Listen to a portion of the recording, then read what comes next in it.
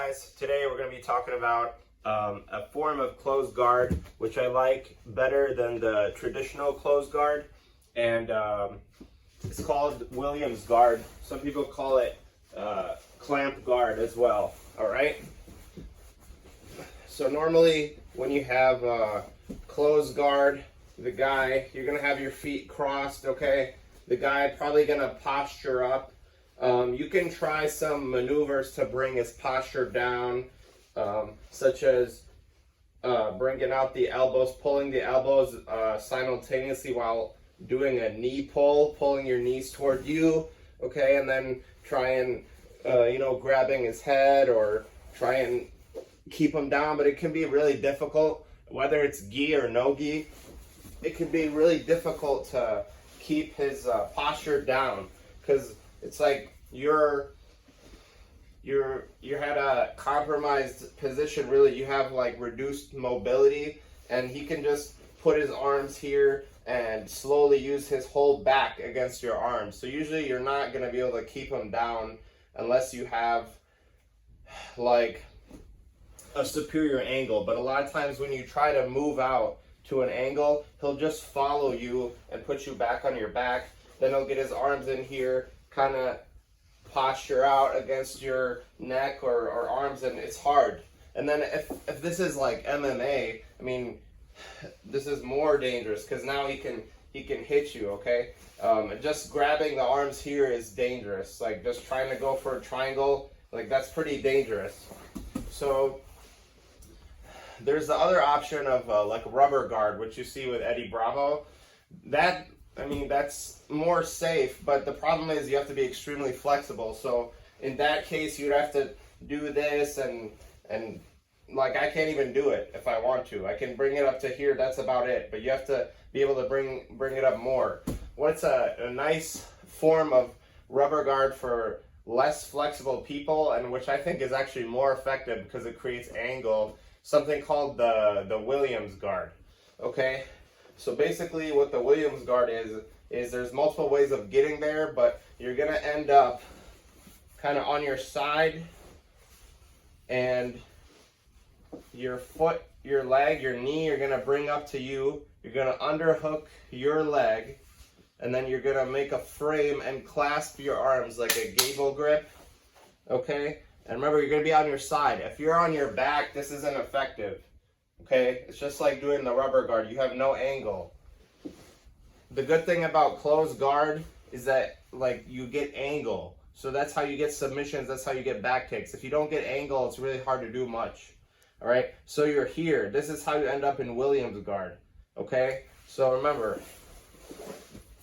we were here. We have no angle. Okay? You can still try stuff from here, but it's pretty low percentage, especially if the guy knows at all what he's doing.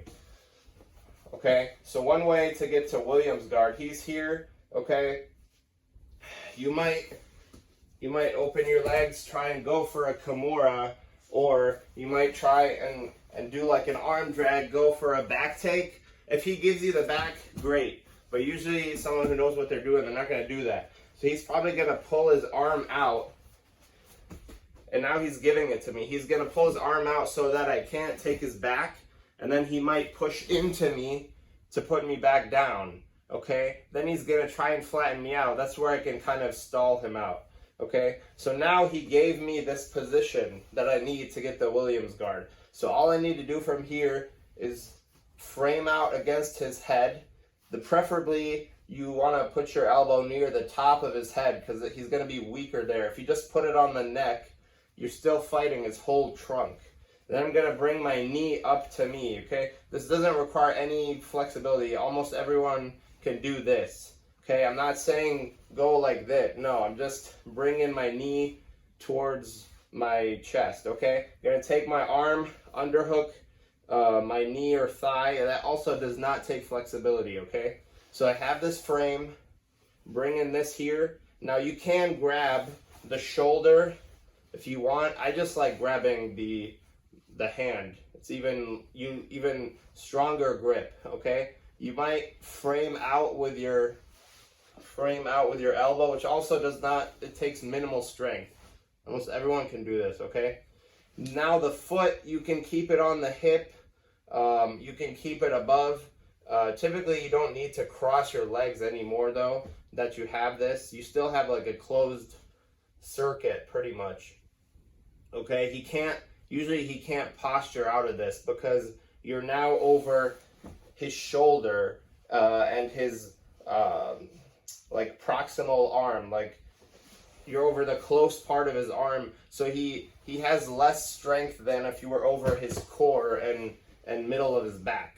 Okay, so from here, now if this is MMA, this is great. If this is nogi jiu-jitsu where you don't have grips and like lapel grips to keep them down, this is great. And guess what, this also works great in gi jiu-jitsu. Okay, from here, if it's MMA, you can even, you can elbow him. He can't punch you. He's not going to be able to punch with this arm. With this arm, he doesn't have a good angle. Like, look how far away it is, okay? He may be grabbing your leg because he thinks you're going to go for a triangle, okay? From here, you have so many options. The most obvious of which is the Omoplata, because look, you're already there, okay? And people may say, well, Omoplata doesn't work high percentage nogi or MMA. Typically, you don't see it at MMA, but you can modify it. So instead of coming here, look how much space I'm giving. You can come to the far shoulder, and now I'm still have almost no space. Now I can come up here, I can still strike. I can even come up here and flip him over, okay? Or I could just transition to something that I think is more high percentage, although I do believe that if done correctly in MMA, the Omoplata can work really well. Just most people, they try and get it from rubber guard, which is like this, okay? Even if you're flexible enough to do that, you still leave a bunch of space, okay? With this Williams guard, you're not barely leaving any space because the angle is cutting off the space. So it's actually, I think, smarter to do this guard. Okay, if you like rubber guard and it works for you, go ahead, do it. I honestly tried to do it because I thought it was cool, but I'm just not flexible enough, okay? People can get more flexible with time, but I think this is a practical solution to cut off the angle, okay? So like I said, you're here. You got to close guard, however. Okay, you can either try going for a Kimura, in which case he'll push you back, and you can try and get angle by putting foot on the hip out, and come in here. Or I think what would be a better scenario is you go for an arm drag, okay, like this, or you can even go for a 2-on-1. Bring it out here and try and take his back, okay? Most people are not going to let you actually finish taking the back like this.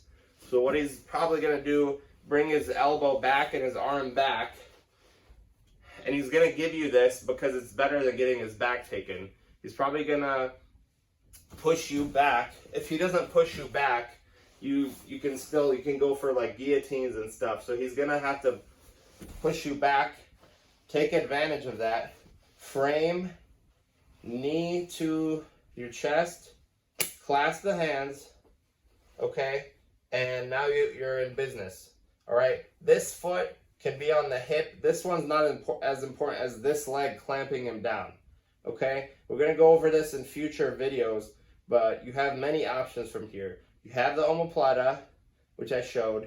You have the arm bar. If the guy comes, and a lot of times he's going to be trying and bringing this hand on arm back in because he's afraid that you can triangle. Because you really can. You can triangle here and, adjust your position. So he's going to be afraid that you're going to do that. So he's going to try and bring both arms back in. From there, you can post on his hip or even the ground. Okay? You can post on the hip. And now you have the angle. You created the angle to go for the arm bar. Okay?